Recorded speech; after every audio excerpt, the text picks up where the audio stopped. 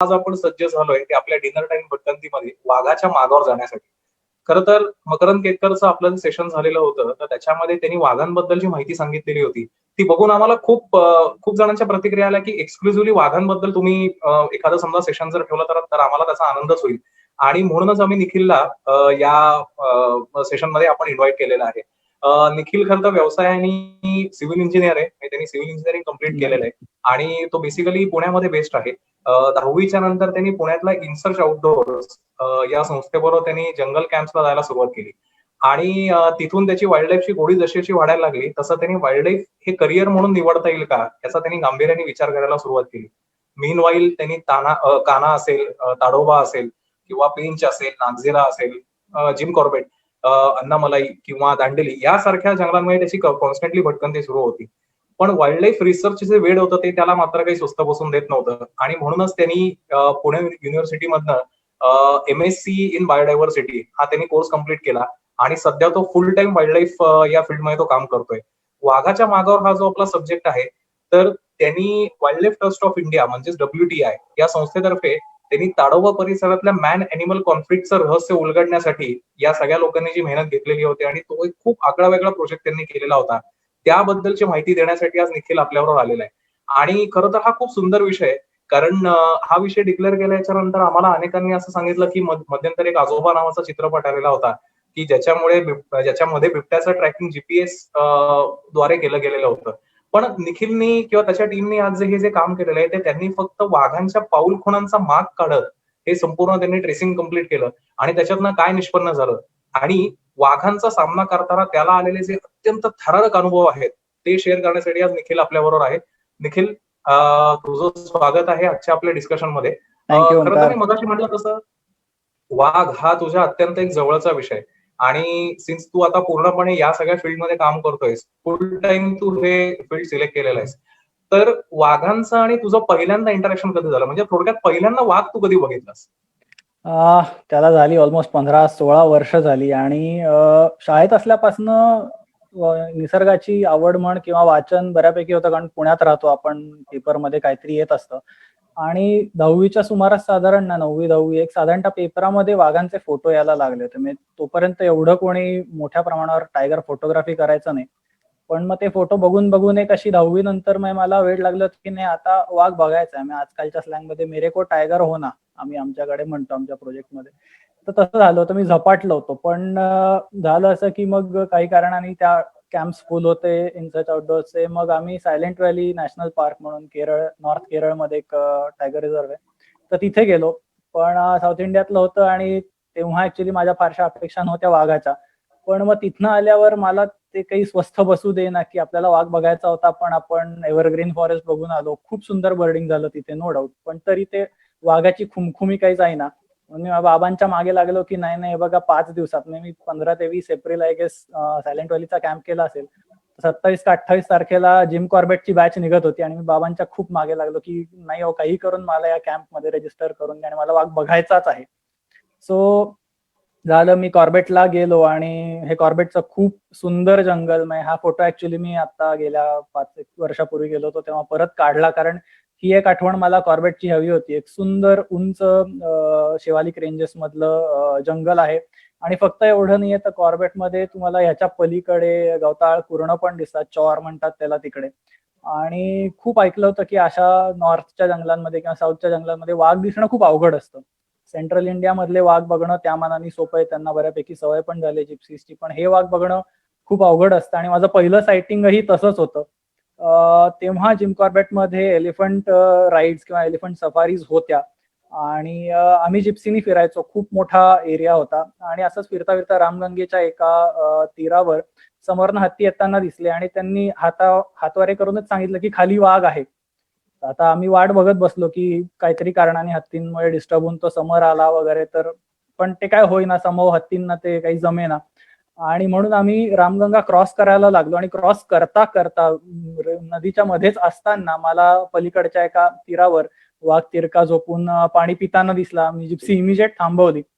तेव्हा I remember आमच्या बरोबर अनंत झांजले म्हणून होते, इंडियातले one of the top wildlife photographer.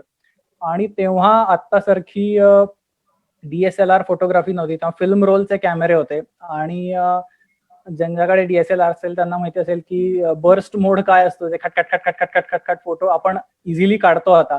तर तेव्हा तसे ते रोल कॅमेराजवर काढायचे आणि खटखट खटखट फोटो काढले, दुसरा रोल टाकला, परत तसेच फोटो काढले. सो वाघ आम्ही लिटरली तो 5 सेकंद बघितला, कारण आम्ही थांबले बघितल्यावर तो वाघ पाणी प्यायचा थांबला आणि आत निघून गेला. आणि त्या 5 सेकंदात जे वाघाचं दर्शन झालं, त्याच्यावर झांगले सर म्हणाले की सगळ्यांनी वाघ बघितला. आम्ही सगळे म्हणालो हो. ते म्हणले आता आपण बाकीचं जंगल एन्जॉय करूया. सो हे एक जे लर्निंग होतं की तिथेच बसून राहा वाघासाठी 2 तास, हे नव्हतं. आम्ही वाघ बघितला, सगळ्यांना चांगलं दर्शन झालं. 5 मिनिटं का 2 सेकंद जे काय असेल ते. आणि तिथनं वाघ बघायची मजा ऍक्च्युली चालू झाली.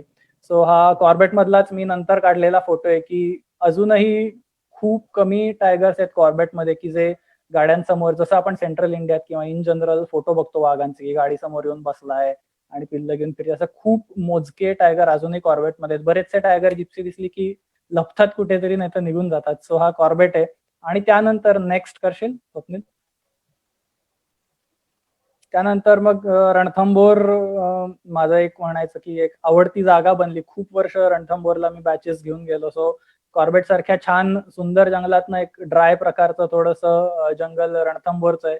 नेक्स्ट, सो ड्राय जंगल असलं तरी रणथंबोरची एक गोष्ट मला आवडते की असे आता या फोटोत जसे दिसत आहेत तसे काट्याकुट्यातनं किंवा ड्राय फॉरेस्ट मधनं चालणाऱ्या वाघांपासनं, नेक्स्ट स्क्रीन करशील, ते असे अगदी गाडी समोर 1.5 तास बसलेले वाघ, इथपर्यंत सगळ्या प्रकारचं सायटिंग रणथंबोर मध्ये मला झालं. त्यामुळे रणथंबोरशी एक विशेष प्रेम जडलं होतं.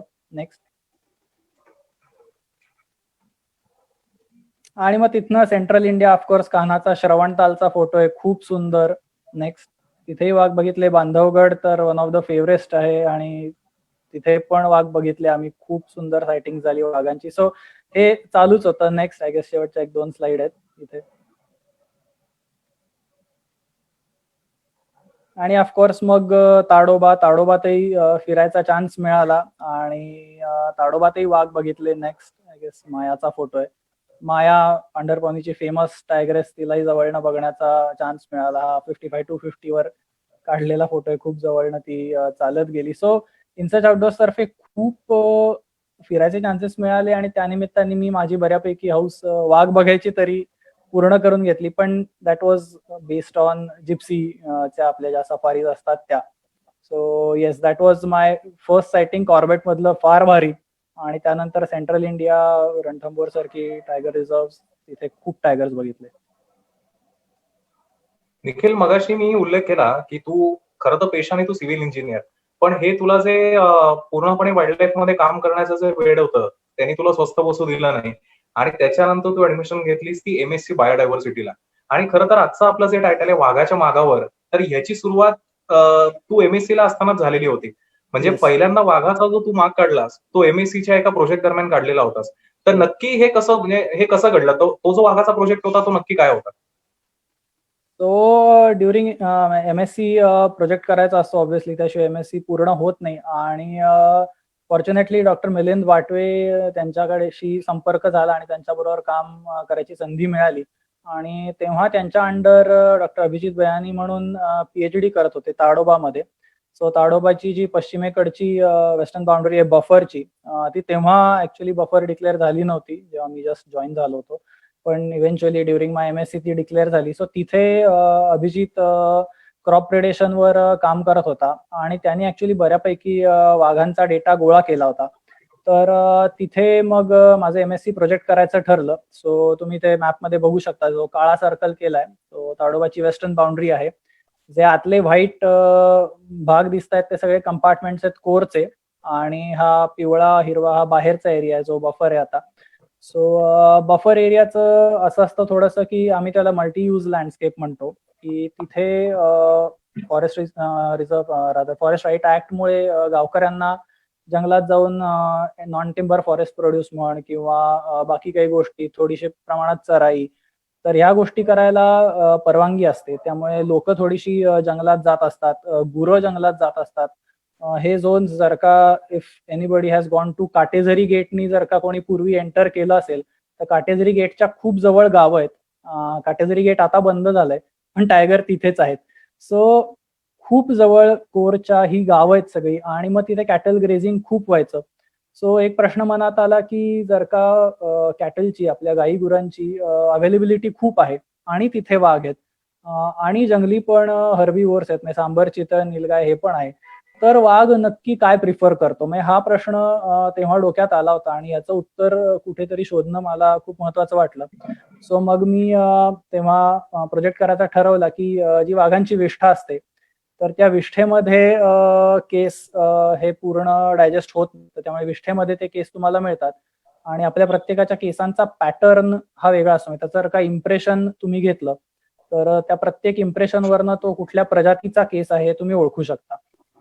तर त्यासाठी मग मी तिथे स्कॅट कलेक्शनला गेलो आणि फॉर्च्युनेटली मला आयसरनी परमिशन दिली तेव्हा मी मायक्रोस्कोपही उचलून ताडोबात गेलो होतो. सो माझं फील्ड आणि लॅब हे ताडोबातच बसून झालं. नाहीतर लोकांचं फील्डवरनं कलेक्शन करून आणि लॅबमध्ये जास्ती वेळ जातो.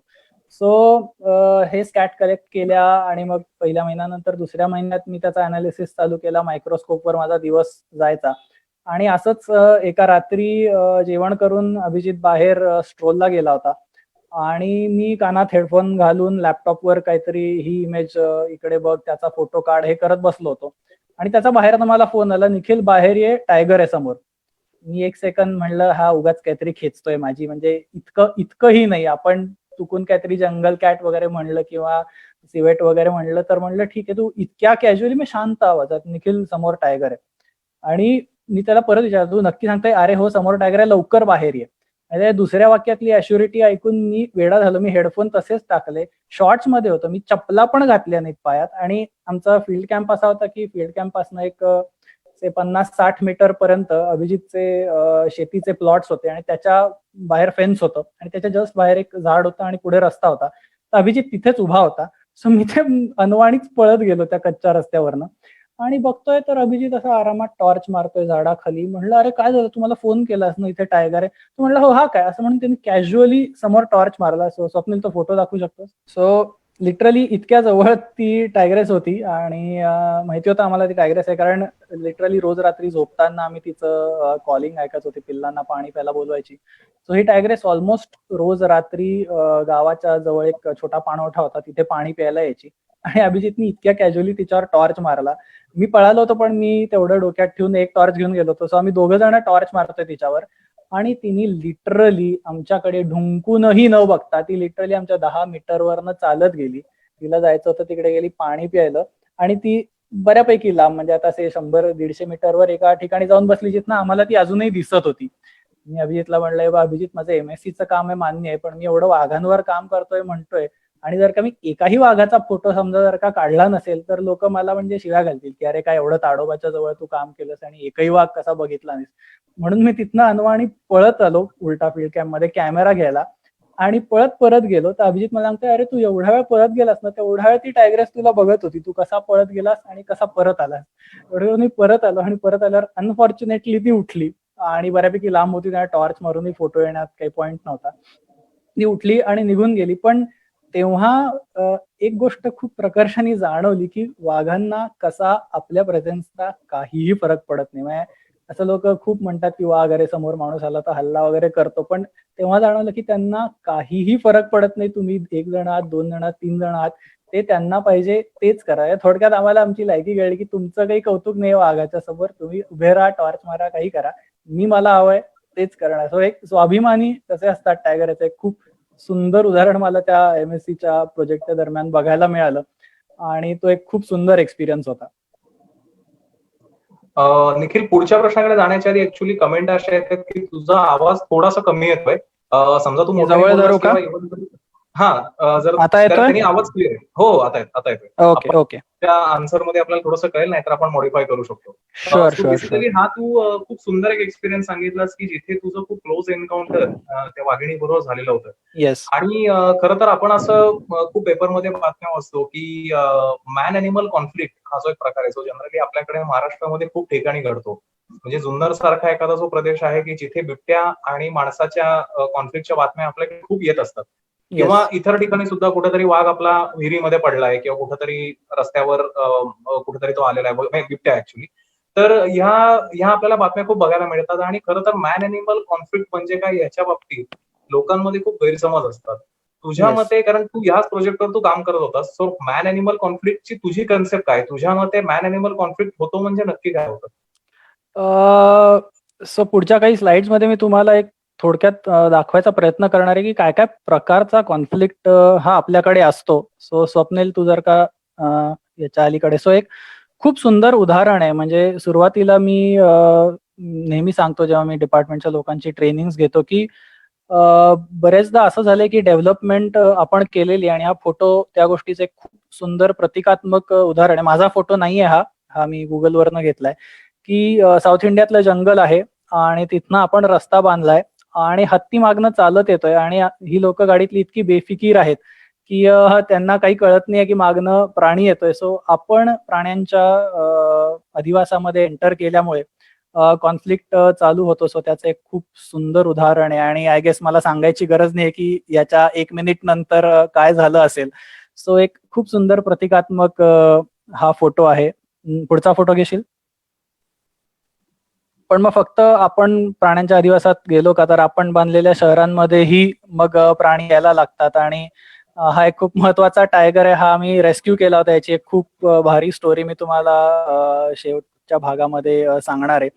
सो असंही होतं, की फक्त आपण नाही जात प्राण्यांच्या अधिवासात, तर प्राणीही कधी-कधी शहरामध्ये येतायत. आता लॉकडाऊनमध्ये जर का तुम्ही न्यूज बघत असाल, तर खूप प्राणी शहरांमधनं फिरतायत. त्यांचे पुरावे आपल्याला मिळतायत. सो अशा वेळेला ही कॉन्फ्लिक्ट व्हायची शक्यता मोठ्या प्रमाणावर असते, स्पेशली लेपर्ड किंवा टायगर्सच्या बाबतीत.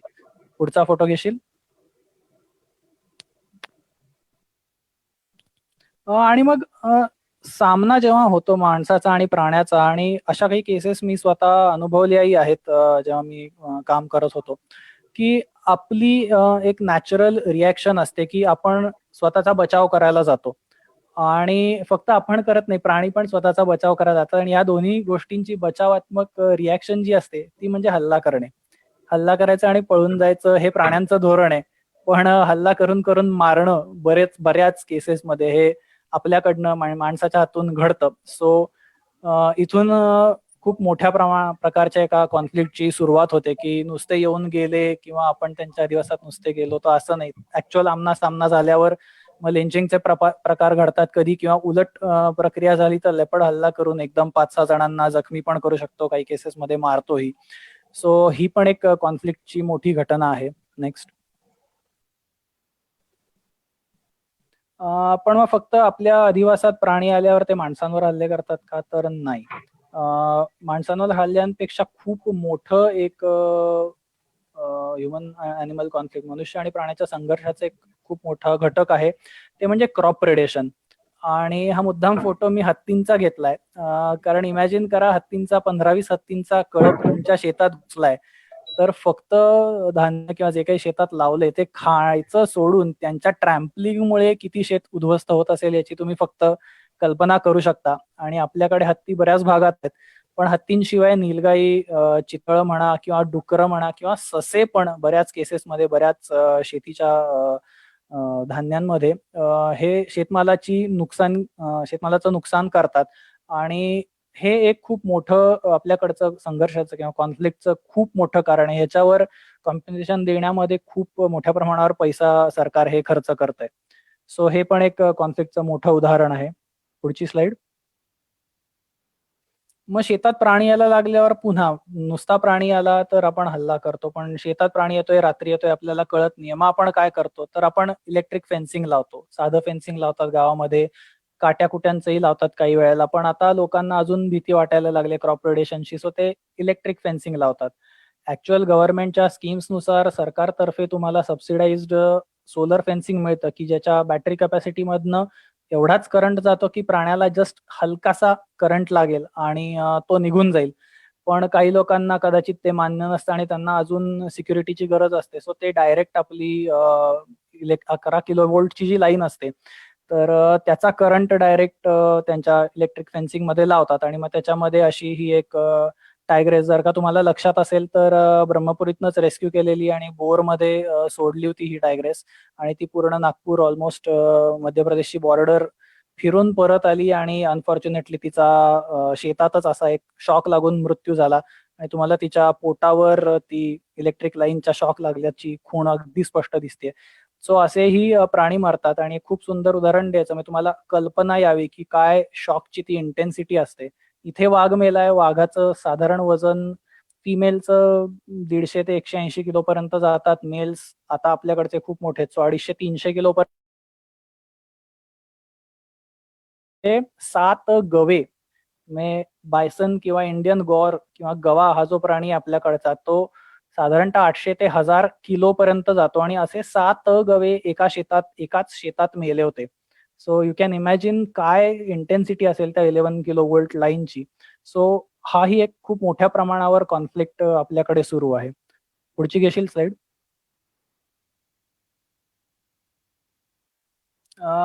येस. सो फक्त आपण शेताच्या आजूबाजूनी हे लावत नाही, तर शेतामध्ये रादर जंगलामध्ये जाऊन सापळेही लावतात. इनसेटमध्ये तुम्हाला छोट्या रिंग्स दिसतील, की ते सापळे खूप सिंपल असतात आणि बरेचदा मी ज्या भागात काम केलं तिथे तरी हे सापळे वाघांसाठी किंवा बिबट्यांसाठी किंवा अशा मोठ्या प्राण्यांसाठी लावले जायचे नाहीत.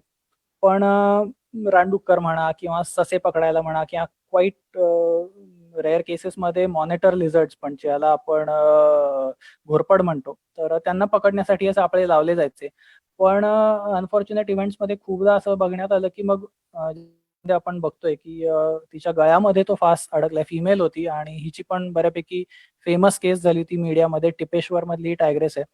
तर तिच्या गळ्यात तो फास अडकला होता आणि जवळ-जवळ दीड पावणे 2 वर्ष ती तो फास घेऊन फिरली आणि अल्टिमेटली शी डाईड.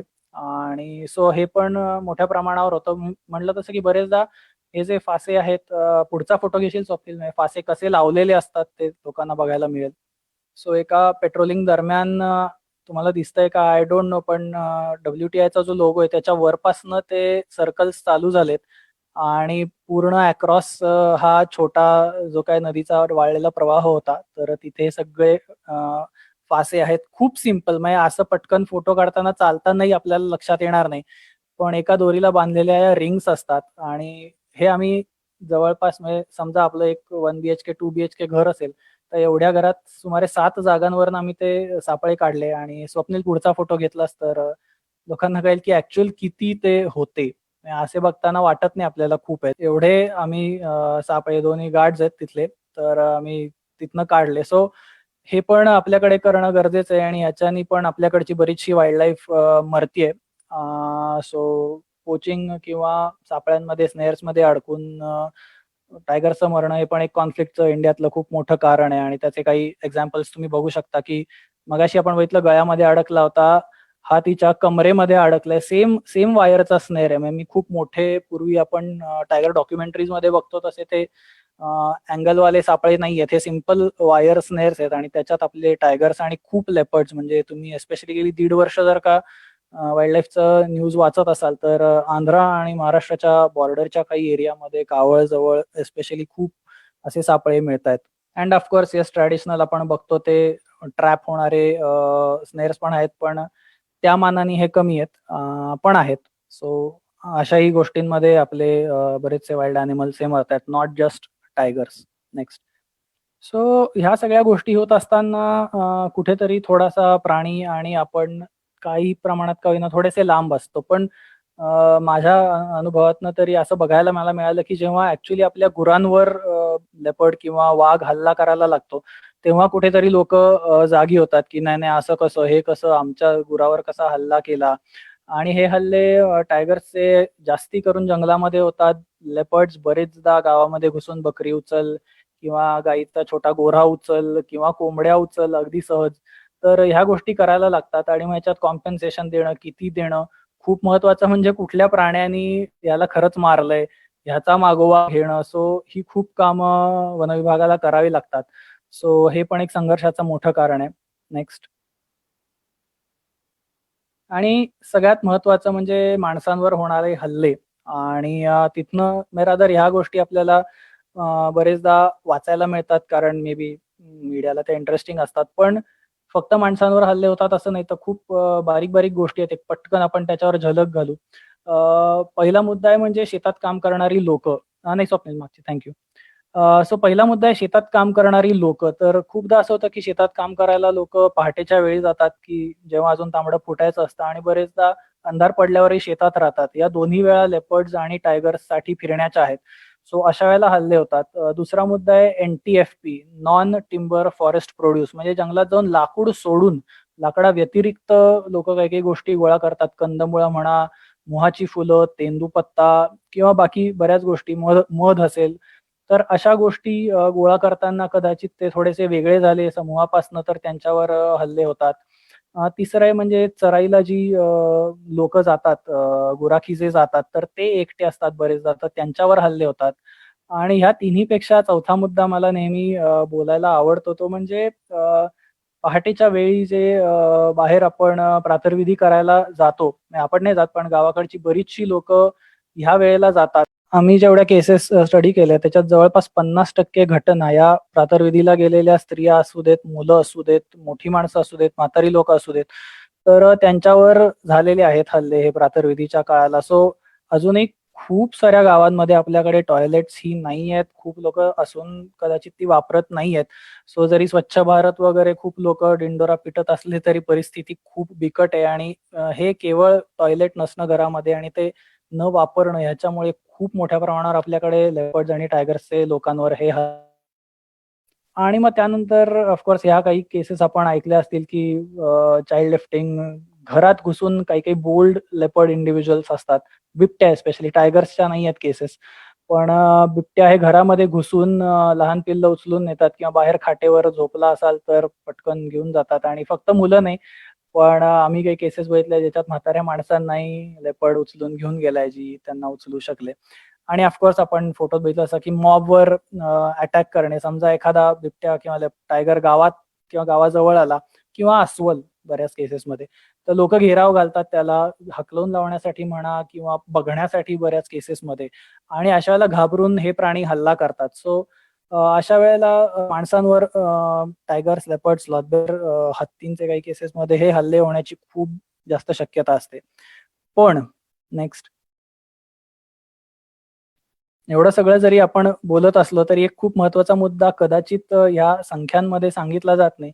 तो म्हणजे हा जर का आपण ग्राफ बघितलात, तर हा नॅशनल क्राईम ब्युरोमधनं घेतलेला डेटा आहे आणि खालचा जो डार्क रेड कलर आहे, तर तो बाकी सगळ्या प्राण्यांच्या हल्ल्यांमुळे मेलेली माणसं आहेत आणि वरचा जो लाईट रेड कलरचा बार आहे, ते फक्त स्नेक बाईटनी मेलेली लोकं आहेत. सो ही एक खूप गंभीर बाब आहे, की अजूनही आपल्याकडे सापांबद्दल ज्ञान नाहीये गावामध्ये किंवा बरेचदा असं होतं, की अँटीव्हेनम अवेलेबल नसतं. तिथल्या डॉक्टरांचं कदाचित तेवढं ट्रेनिंग झालेलं नसतं. पण आपण जेवढं म्हणतो, की वाघाच्या हल्ल्यामुळे मरतायत लोकं, हत्तीच्या हल्ल्यामुळे, लेपर्ड असू दे, स्लॉथ बेअर असू दे किंवा रानडुकराच्या धडकेमध्येही मरतात. पण त्यांचा पर्सेंटेज बघा आणि स्नेक बाईट्समुळे मरणारी माणसं बघा. सो हे पर्सेंटेजही खूप जास्ती आहे. सो आम्ही ह्याच्यावरही कुठेतरी अवेअरनेस करण्याचा प्रयत्न केला जेव्हा आम्ही हा ग्राफ आणि त्याची स्केल बघितली. सो हा एक जनरल ओव्हरव्ह्यू आहे कॉन्फ्लिक्टचा. आपल्याकडे भारतात ह्या प्रकारचा कॉन्फ्लिक्ट अगदी सहज तुम्हाला बघायला मिळेल. या सोमवार. निखिल, म्हणजे थोडक्यात आपल्याला या सगळ्यांना असं जाणवलं, की स्नेक बाईटची संख्या जी आहे किंवा त्याच्यातनं माणसं मरण्याची जी संख्या आहे, तर ती आपल्याकडे खूप आहे आणि त्या मानाने प्राण्यांच्या हल्ल्यामुळे होणारे जे मृत्यू आहेत, तर ते बऱ्यापैकी कमी आहेत. पण तुमची जी wildlife trust of India ही जी संस्था आहे, त्यांनी हा मॅन ॲनिमल कॉन्फ्लिक्ट जो आहे, त्याचा एक गांभीर्याने अभ्यास करायचा ठरवला आणि त्यांनी त्यासाठी एक खास पद्धत डेव्हलप केली आणि जो आपला आजचा जो आपला सेशन आहे, त्याचा यूएसपी आहे आणि तो म्हणजे वाघांच्या पाऊल खुणांवरनं त्यांचा माग घेणं. तर बेसिकली WTI या संस्थेने ह्या कॉन्फ्लिक्टचा विचार करण्याचं कारण काय होतं? म्हणजे त्यांना हा विषय अभ्यासासाठी का घ्यावासा वाटला?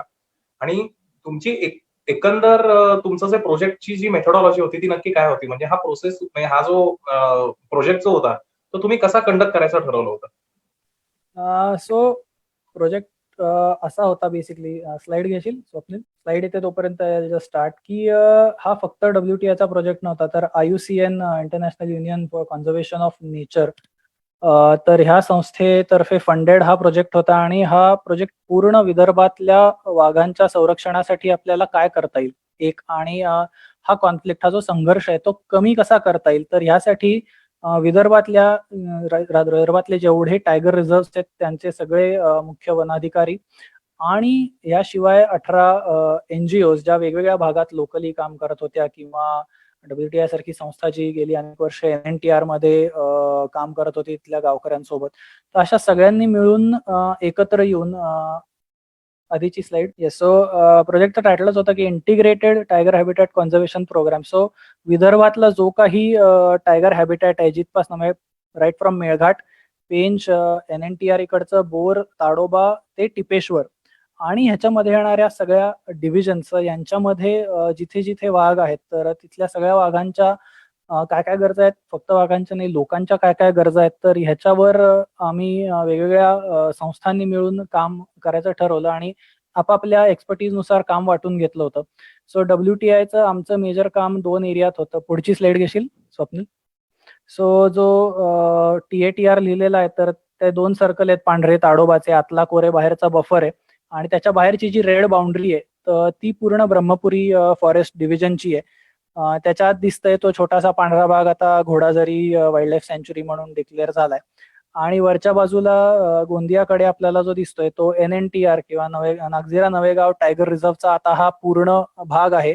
त्याच्यामध्ये आता Nagzira, new Nagzira, Koka wildlife सँच्युरी, नवेगाव नॅशनल पार्क आणि माझी पिवळी लाईन आहे हायवेची त्याच्या खालचा पूर्ण भाग तर तो इन्क्लुडेड आहे आणि बफर मिळून हा पूर्ण एरिया आत्ता डिक्लेअर झालाय आमच्या प्रोजेक्टच्या ऑलमोस्ट एंडच्या वेळेला. त्याच्या आधी पिवळ्या लाईनच्या वरचा जो बराचसा भाग आहे तर तो नुसताच बफर म्हणून होता पण तिथे काही ऍक्च्युली प्रोटेक्शन नव्हतं. सो त्या एरियात आम्ही काम करत होतो.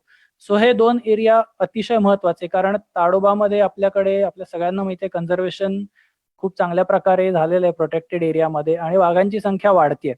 वाघांची संख्या वाढल्यावर ते पार्कच्या ऑब्व्हियसली बाहेर पडतात आणि बाहेर पडल्यावर कुठे येतील तर ब्रह्मपुरीमध्ये येतील किंवा नागझिरा नवेगाव मध्ये संख्या वाढली तर त्या बफर एरियातनं येतील आणि तुम्ही बघाल तर प्रोटेक्टेड एरियाच्या बाहेर खूप असं पॅच मध्ये किंवा तुकड्या तुकड्यांमध्ये जंगल आहे आणि ते जंगल असल्याचं कारण हे आहे की तिथे शेती खूप मोठ्या प्रमाणावर आहे, गावं खूप प्रमाणावर आहेत. तर अशा वेळेला कॉन्फ्लिक्ट होतो.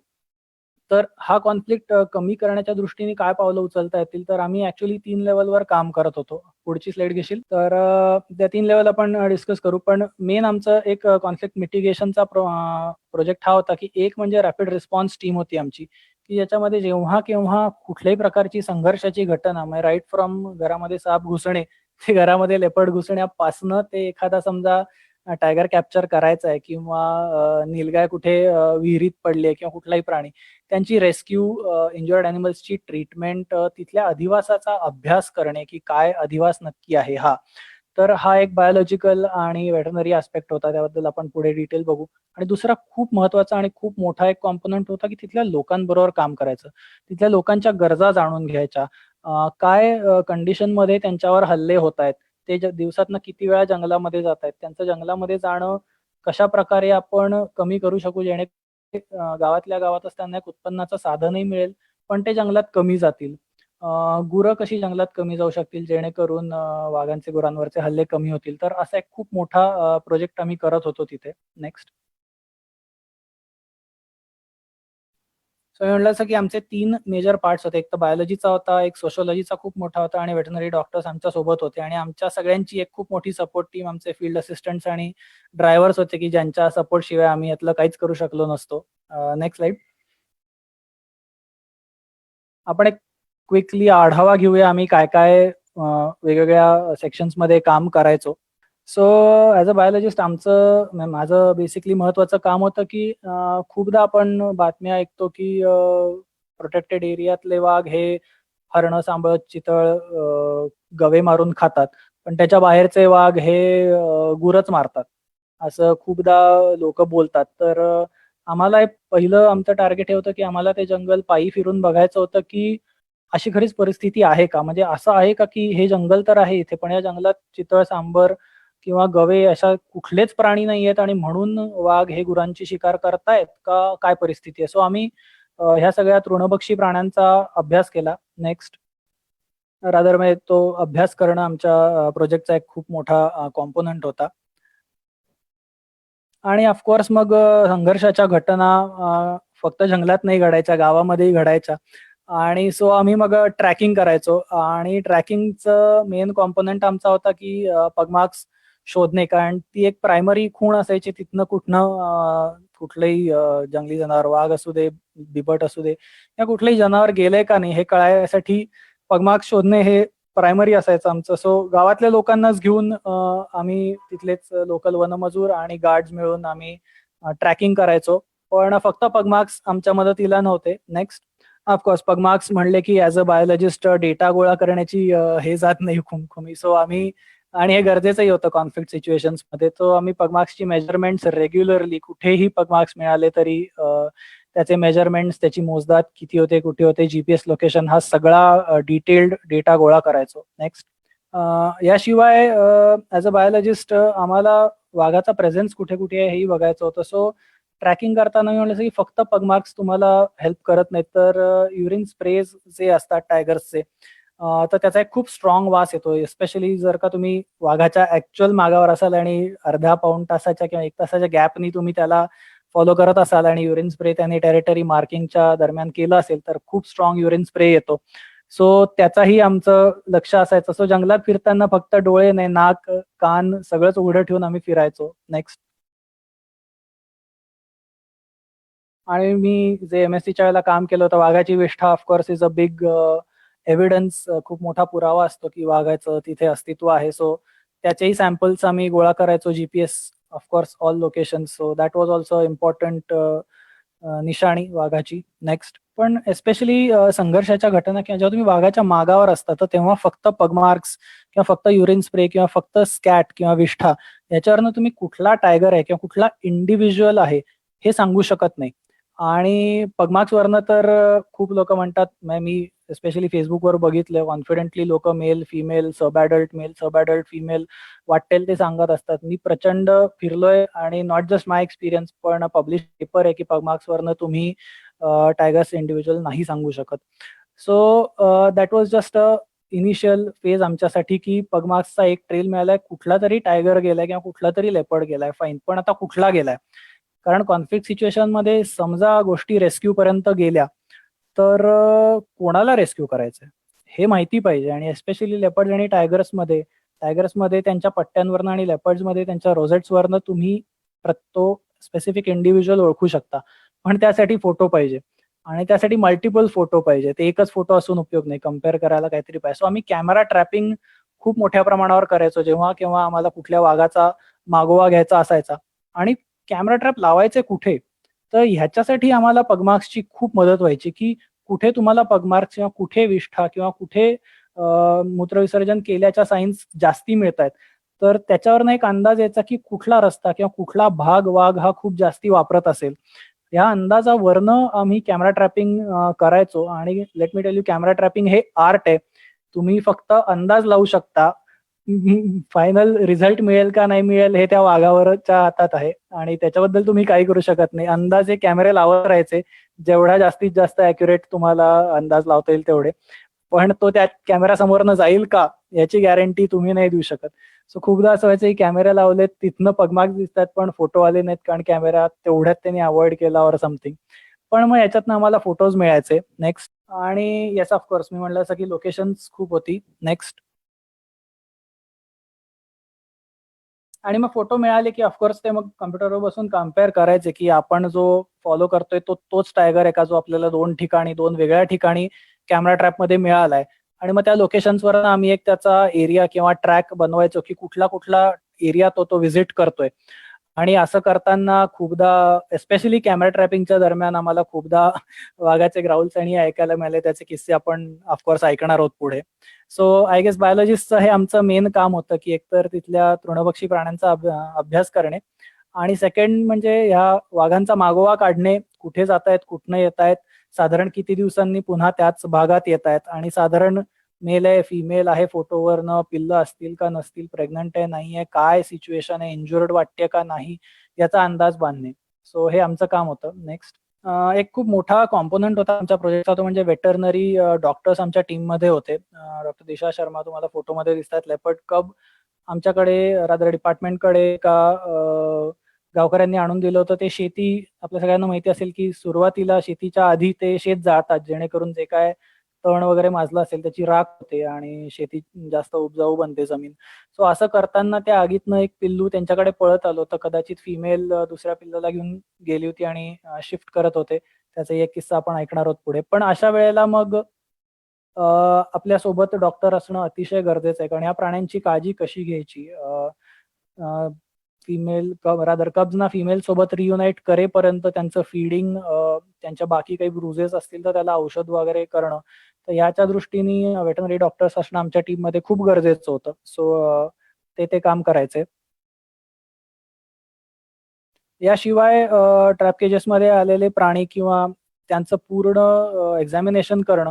कारण खूपदा असं होतं, की जे एल-डी-ओज असतात किंवा लाईव्हस्टॉक डेव्हलपमेंट ऑफिसर्स असतात, तर त्यांचं मेजरली ट्रेनिंग हे गाई-गुरांमध्ये झालेलं असतं.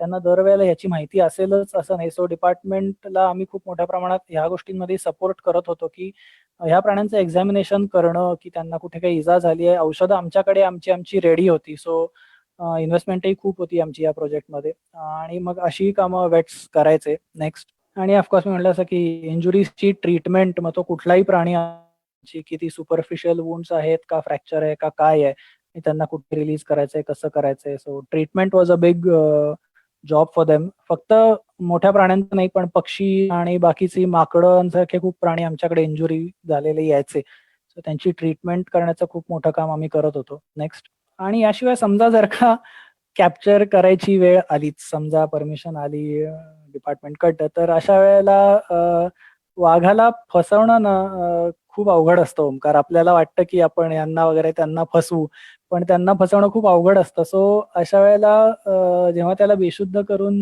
सापळ्यात सापळ्यात नाही, जाळ्यात पकडून मग केजमध्ये टाकायचं, तर कुठनं बेशुद्ध करण्यासाठी डार्ट मारायचा, तर ह्याच्यासाठी खूप ट्रिकी सिच्युएशन्स असायच्या.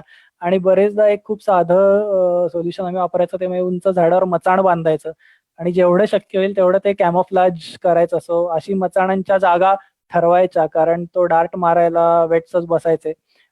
तर त्यामुळे ही अशीही कामं वेट्स करायचे, की जागा ठरवायची, ते बांधून घ्यायचं मचाण. आणि आय गेस याचाही एक किस्सा मी तुम्हाला पुढे सांगणार आहे. खूप फनी किस्सा आहे. नेक्स्ट आणि ऑफकोर्स वेळ प्रसंगी आली तर असे आम्ही अनेक तास त्या मचाणावर बसून घालवलेत आणि अनेक रात्री घालवल्यात. त्याचा एक खूप छान किस्सा आहे. नेक्स्ट ह्याच बरोबर आपण फक्त आता बघितलं, की व्हेटरनरी डॉक्टर्स हे जंगली प्राण्यांशी डील करत होते. पण आपल्याकडे कसं आहे, की फक्त जंगली प्राणी नाही, तर जे आपले गाई-गुरं आहेत, तर ह्यांच्यामध्ये अनेक प्रकारचे रोग असतात बऱ्याचदा. आणि तर आपण गीरमधलं समजा जर का कोणी वाचलं असेल, तर कॅनाडा डिस्टेंपर व्हायरस असेल किंवा ह्या केसेसमध्ये चौखुरा म्हणतात त्याला. तर अशा प्रकारचे काही रोग असतात जे जनावरांच्या खुराला होतात, की जे आता जसं कोविड-19 ची सिच्युएशन आहे, तर तसे कंटेजियस असतात. आणि ही जनावरं सिन्स जंगलामध्ये जात होती, तर हाय पॉसिबिलिटी होती की ह्यांना झालेले रोग हे जंगली प्राण्यांनाही होऊ शकतील. तर त्यामुळे जे असे आपल्याकडची गाई-गुरं आहेत गावामधली, असं कुठेही जर का कोणाला खूण जाणवली की या गाई-गुरांना काही रोग झालेत, तर इमिजिएटली आम्ही जाऊन तिथे एखादा कॅम्प करायचो आणि त्यांची ट्रीटमेंट करायचो, जस्ट फॉर द सेक की हे पुन्हा जेव्हा जंगलात जातील, त्यात ते रोग जंगली प्राण्यांमध्ये ट्रान्सफर होऊ नयेत. सो हे पण एक काम आम्ही तिथे करत होतो. नेक्स्ट थर्ड पार्ट सोशिओलॉजिस्टचा होता. खूप मोठा होता. पण खूपदा आपण आत्ता केसेस ऐकतोय, की माणसांवर हल्ले झाले, यांच्यावर हल्ले झाले, त्यांच्यावर हल्ले झाले. याचं कारण हेच आहे, की कॉन्फ्लिक्ट किंवा रेस्क्यूच्या वेळेला खूपदा असं होतं ना, की लोकांना कंट्रोल करणं हे खूप अवघड असतं. खूप म्हणजे प्रचंड अवघड असतं आणि हे मी अनुभवावरून सांगतोय. पण आमचे सोशिओलॉजिस्ट महेंद्र राऊत तुम्हाला या फोटोमध्ये दिसतोय, की खूप टॅक्टफुली तुम्हाला लोकांशी बोलावं लागतं, की का त्या लोकांनी जिथे कुठे रेस्क्यूची सिच्युएशन चालू आहे किंवा जिथे कुठे प्राणी आहे, तिथपासून लांब राहणं का गरजेचं आहे? त्यांना प्रचंड मोठ्या प्रचंड उत्सुकता असते, की आम्हाला प्राणी बघायचा आहे, आम्हाला दाखवा, आम्ही बघू, आम्ही सांगू तो बरोबर आहे का नाही ज्याला तुम्ही पकडताय. बऱ्याच गोष्टी. पण ह्याच्याशी डील करणं त्या सिच्युएशनमध्ये आणि 2-4 लोकं नसतात, शेकड्यानी लोकं असतात. त्या सगळ्यांशी डील करणं हे अतिशय महत्त्वाचं असतं आणि ते काम ड्युरिंग एस्पेशली रेस्क्यू ऑपरेशन्स आमचे सोशिओलॉजिस्ट हे करायचे. नेक्स्ट पण फक्त ड्युरिंग सिच्युएशन नाही, तर जेव्हा सिच्युएशन नाहीये कॉन्फ्लिक्टची, तर तेव्हाही अशा वेळेलाही जाऊन गावातले संवाद साधणे किंवा एक डायलॉग रेडी करणे, एक तयार करणे, की आपण जे म्हणू ते आय गेस 10 महिन्यांनी 4 महिन्यांनी ते ऐकतील. आपण उद्या जर का बोलू, जर का आपण हा एक डायलॉग मेंटेन ठेवला त्यांच्याबरोबर तर. तर हेही एक खूप मोठ्या प्रमाणावर काम आमचे सोशिओलॉजिस्ट करायचे, की गावागावात जाऊन काय तुमचे प्रॉब्लेम्स आहेत, कुठला प्राणी त्रास देतोय, किती वेळा येतो आणि मग फक्त तेवढंच नाही तर एक अवेअरनेस प्रोग्राम्स सारखं एक मॉड्यूल आम्ही तयार केलं होतं. तर ते करणे आणि मोठ्या प्रमाणावर लोकांना माहिती देणे, की संघर्ष नक्की काय असतो. म्हणजे आता आपण सुरुवातीला एक बघितलं, की माणूस आणि वन्य प्राणी याच्यात संघर्ष काय असतो, तर त्याचीच थोडीशी माईल्ड एक व्हर्जन लोकांना तिथल्या सांगणे आणि त्यांच्या आयुष्याशी ते कसं निगडीत आहे आणि कसं ह्या घटना टाळता येऊ शकतात जर का थोड्याशा प्रिकॉशन्स घेतल्या. तर हे कुठेतरी एक मेसेज थ्रू पोहोचवायचा सोशिओलॉजिस्ट प्रयत्न करत होते आणि याशिवाय मी सुरुवातीला म्हणलं तसं, की ही बरीचशी लोकं तिथल्या जंगलावरच अवलंबून आहेत. इथलं कोणीही जॉबला बाहेर जात नाही किंवा दुसरीकडे गाडी बाईकनी गेले आणि नोकरी करून परत आले, असं कोणाचं नाही. एक तर शेती आहे किंवा जे नॉन टिम्बर फॉरेस्ट प्रोड्यूस आहे आपल्याकडे, तर त्याच्यावर पूर्ण अवलंबून हे यांचं जीवन आहे. तर कसं त्यांचं हे जीवन थोडंसं आपल्याला त्यांचं जंगलात जाणं कमी करून तसंच मेंटेन करता येईल आणि त्यांची सुरक्षितता त्यातून वाढवता येईल. तर ह्याच्या दृष्टीने मोठ्या प्रमाणावर ते अल्टरनेटिव्ह लाईव्हलीहुड्स म्हणजे जर का मोह वेचत असतील जंगलात जाऊन ची झाडं लावून तिथनंच फुलं वेचून त्याचं तुम्ही विकून किंवा अजून काही प्रॉडक्ट्स बनवून काम करता येईल. तर अशी बऱ्याच प्रकारची कामं सोशिओलॉजिस्ट करायचे. सो एक खूप मोठा कॉम्पोनंट गावातल्या लोकांबरोबर डील करण्याच्या दृष्टीने आमचे सोशिओलॉजिस्ट पार पाडत होते. नेक्स्ट आणि ऑफकोर्स म्हणजे आम्ही हे सगळं करत असताना आपल्या सगळ्यांनाच बॅकअपची गरज असते आणि हे सगळे जे तुम्ही फोटो आमचे ह्याच्या पुढेही बघू शकणार असाल, तर ते आमचे फील्ड असिस्टंट्स आणि ड्रायव्हर्स की ज्यांना माहिती होतं आमचं इक्विपमेंट कुठे आहे आणि त्यांच्या 2-3 केसेस नंतर डोक्यात फिक्स झालं होतं, की कुठल्या गोष्टीचा फोटो काढायचा आहे. दरवेळेला काढले गेले असं नाही, कारण मग ते अशा कामांमध्ये बिझी असायचे. पण जे काही तुम्ही पुढचं बघाल आय गेस ते मेजर डॉक्युमेंटेशन आमच्या फील्ड असिस्टंट्स आणि ड्रायव्हर्सचं आहे. So big thanks to them. त्यांच्याशिवाय आय गेस आपलं हे सेशन नुसतंच गप्पांचं झालं असतं. So big task of them की आमचं सामान मेंटेन केलं आणि फोटो काढले. सो हे सगळं आम्ही करत होतो याचं एक मेजर कारण म्हणजे आपण आता जर का वाघांच्या संख्येवर एक पटकन नजर घातली, तर 2010 साली 1411 संख्या होती आणि तेव्हा सगळ्या देशांनी मिळून ठरवलं, की पुढच्या 10 वर्षात रफली आपण वाघांची संख्या डबल करू. व्याघ्र गणना ही दर 4 वर्षांनी होत असते. त्यानुसार 14 मध्ये आपल्याला 2226 वाघ भारतामध्ये आढळले गेले. आणि 18 ची जी लेटेस्ट आता मागच्या वर्षी जी संख्या फायनली बाहेर आली, ती 3000च्या आसपास आहे. सो ही संख्या वाढते आणि ही संख्या फक्त संरक्षित क्षेत्र जे आपल्याकडे ताडोबा किंवा जे काही असेल ते, तर तिथे वाढत नाहीये. तर ब्रह्मपुरीसारखे ताडोबाच्या बाहेरचे जे नॉन प्रोटेक्टेड एरियाज आहेत, आपण त्याला NPA म्हणतो, की ज्याला काही प्रकारचं संरक्षण नाही. तिथे लोकही आहेत, गुरंही आहेत, शेती आहे, सगळे आणि वाघ आहेत. तर अशाही ठिकाणी वाघ वाढतायत. तर त्यामुळे हा प्रोजेक्ट करणं आमच्या दृष्टीने खूप महत्वाचं होतं. नेक्स्ट एक जनरल रिप्रेझेंट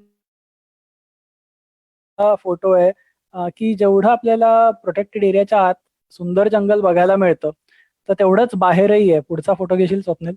तेवढंच सुंदर जंगल त्याच्या बाहेरही आहे. हा मी ब्रह्मपुरीतच एका पॅचमध्ये काढलेला फोटो आहे. आणि ऑलमोस्ट तेवढंच सुंदर जंगल आहे. फरक एवढाच आहे, की तिथे गावं असल्यामुळे तिथे डांबरी रस्ते जे आपल्याला प्रोटेक्टेड एरियाच्या आतमध्ये दिसत नाहीत.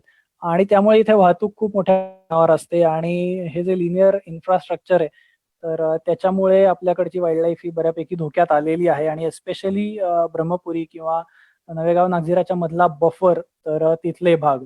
नेक्स्ट एक खूप छान मला 2 फोटो मिळाले होते आणि ते तुम्हाला दाखवायचे होते. हा फोटो बघितल्यावर आपल्या सगळ्याला वाटेल, की हां, किती छान आहे.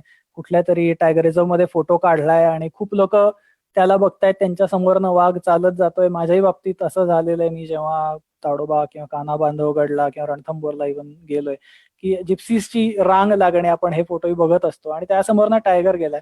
अशा वेळेला खूप कमी सिच्युएशनमध्ये आपण इमॅजिन करू, की हा टायगर पलटून एकदम ह्या सगळ्या जिप्सीजवर हल्ला करेल. पण जर का पुढचा फोटो आपण बघितला, स्वप्नील, सिच्युएशन ऑलमोस्ट सेम आहे. फोटो नीट बघा. लोकच आहेत मागे. ठीक आहे, ते जिप्सीत नाहीयेत, पण लोकच आहेत. 100च्याच संख्येने आहेत आणि त्यांच्या समोरनं शेतातनं टायगर जातोय. ही नॉन प्रोटेक्टेड एरिया मधली परिस्थिती आहे. आणि त्यामुळे अशा वेळेला मानव आणि वन्य प्राण्यांचा संघर्ष व्हायची शक्यता प्रचंड असते आणि त्यामुळे योग्य तऱ्हेने वाघांचा मागोवा घेणे, त्यांची ओळख नीट शोधून काढणे आणि मग त्यांच्या रेस्क्यूच्या दिशेने वाटचाल करणे हे अत्यंत महत्त्वाचं असतं आणि त्या दरम्यानच्या काही घटना आपण ऐकणार आहोत. पण ही ॲज आय सेड की ही आपल्याकडची कॉन्फ्लिक्ट सुरू व्हायची घटना आहे आणि खूप छान रिप्रेझेंटेटिव्ह फोटो आहे. नेक्स्ट. हा विदर्भामधल्या सगळ्या प्रोटेक्टेड एरियाजचा एक मॅप आहे आणि तुम्ही बघाल तर ताडोबाच्या जे पूर्वेला पॅचेस दिसतायत जंगलाचे, तर ते आमचा ब्रह्मपुरीचा एरिया होता आणि NNTRचा ह्याच्यात थोडासा जुना मॅप दिसतोय आणि नवेगावच्या वरती जो पिवळा उभा पॅच आहे, तर त्या भागामध्येही आम्ही काम करत होतो. हे सगळे जे असतात तर ते बफर एरियाज आणि कॉरिडॉर्स. पुढचा फोटो घेशील स्वप्नील? सो हे सगळे जे एरियाज असतात दे वर्क ॲज कॉरिडॉर्स. आम्ही त्यांना कॉरिडॉर्स म्हणतो आणि ह्या भागांमधनं वाघ एका ठिकाणाहून दुसऱ्या ठिकाणी जातो आणि जेव्हा तो एका संरक्षित प्रदेशातून दुसऱ्या संरक्षित प्रदेशात जातो, तिथे एखाद्या मादीबरोबर त्याचं मिलन होतं, पिल्लं होतात. तर अशाच वेळेला त्यांचा जीन पूल हा संरक्षित राहतो आणि तेव्हाच वाघांचं संवर्धन हे लाँग टर्मसाठी होऊ शकतं. कॉरिडॉर्स जर का हे सगळे बंद झाले, म्हणजे तुम्ही ताडोबातनं UK's उमरेड करंडला वाईल्ड लाईफ सँच्युरी, तर ताडोबाच्या पूर्वेपासून तुम्ही बघू शकता ते टायगर उत्तरेला आय गेस बोरला जाऊ शकतायत, उमरेडकडे जाऊ शकतायत, उमरेडवरनं नवेगाव, नागझिरा, काही केसेसमध्ये ते डायरेक्ट पेंचही गेलेत उत्तरेला किंवा ताडोबातनं निघून डायरेक्ट नवेगाव, नागझिरा. तर ह्याच्यासाठी हे मधलं जंगल राखणं काही पॅचेस मधलं हे अतिशय महत्वाचं आहे, ज्याला आपण कॉरिडॉर्स म्हणतो. आणि हे सगळं जंगल मी मगाशी फोटोत रेल्वेज झाल्यामुळे किंवा डेव्हलपमेंटल प्रोजेक्ट्स कुठल्याही प्रकारचे लिनियर इन्फ्रास्ट्रक्चरचे, त्याच्यामुळे हे पॅचेस नष्ट व्हायला लागलेत आणि अशा वेळेला मग वाघ कन्फ्यूज होतो, तो बाहेर तर पडतो पण मग जायचंय कुठे, कारण जंगल तर दिसत नाहीये आणि मग हळूहळू संघर्षाच्या घटना ह्या वाढू लागतात. पुढचा फोटो. सो हे एक रिप्रेझेंटेटिव्ह इमेज आहे की आपल्याकडचे वाघ ह्या सगळ्यामध्ये मरतायत. डावीकडचा सगळ्यात फोटो आय गेस बऱ्याच लोकांनी बघितला असेल सोशल मीडियावर.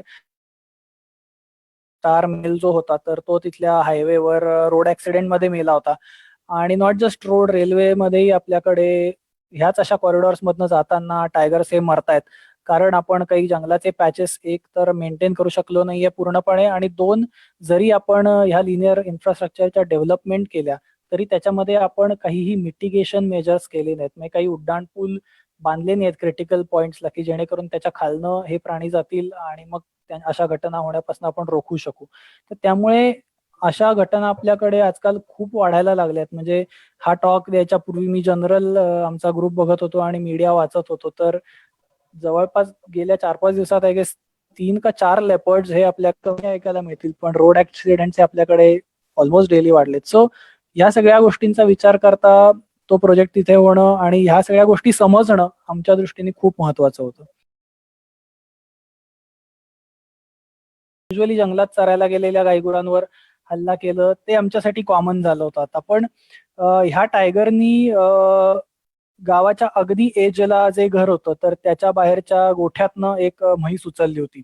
सो मी म्हणलं असं की गावात वाघ यायची खूप कमी लोकांना सवय, रादर कोणालाच नसते आणि ही घटना झाल्यावर गावातल्या लोकांची मेजर फाटली होती, विच वॉज ऑब्व्हियस.